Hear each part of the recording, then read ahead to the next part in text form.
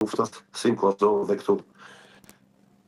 Potencën politike apo për të deklaruar dhe për të qenë shqiptar nuk është privilegj, është detyrë. Frikën ne nuk mund t'u heqim askund. Sheshje shqiptarëve nuk është ndonjë parti politike, protesta është për shqiptarët dhe shqiptarët duhet të dalin masovikisht, realisht, esencialisht, jo ta përkrajnë vetëm parimisht.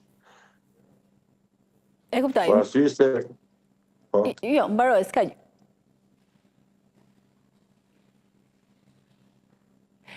Doja të dija cilat janë personalitetet që kanë konfirmuar që do t'jenë, kush do të flasi, si do të jetë mënyra e organizimit atë ditë?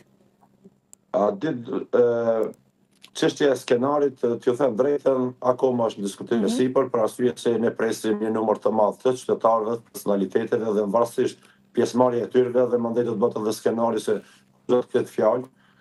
Kjo ditëve në vijim do të shkurtohet dhe do të përcaktohet.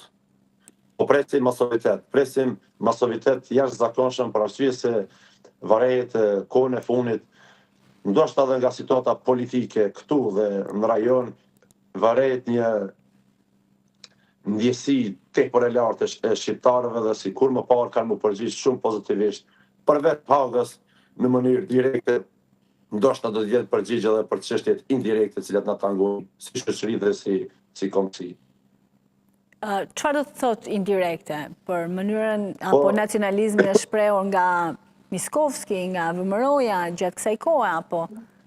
Ne jemi këtu në vendin tonë në një situatë, siç ta themi në vend domoror, dëshirat tona, përcaktimet tona, po dhe idealet tona janë që vendi të jetë pjesë e Bashkimit Evropian, ku do të respektohen standardet më të larta demokratike në një vend të barabartë dhe të drejtë. Kohën e fundit vendi se pak para se të kyçem unë emision në pash një reportazh juaj për çështje ca librave gjeografisë, të cilat mendoj që nuk mund të jem bashkë do si do, ndoshta në perceptim pa nuk është që është pak edhe gabim teknik. Po në fakt. Jo, gabim teknik nuk e pranoja edhe ministria tha nuk është gabim teknik, është e vërtetë. Ndoshta për fillim ndoshta është pretenduar që është gabim teknik, po fatkeqësisht gabimet teknike zero po ndodhin ndaj shqiptarëve dhe për shqiptarët. Që më nuk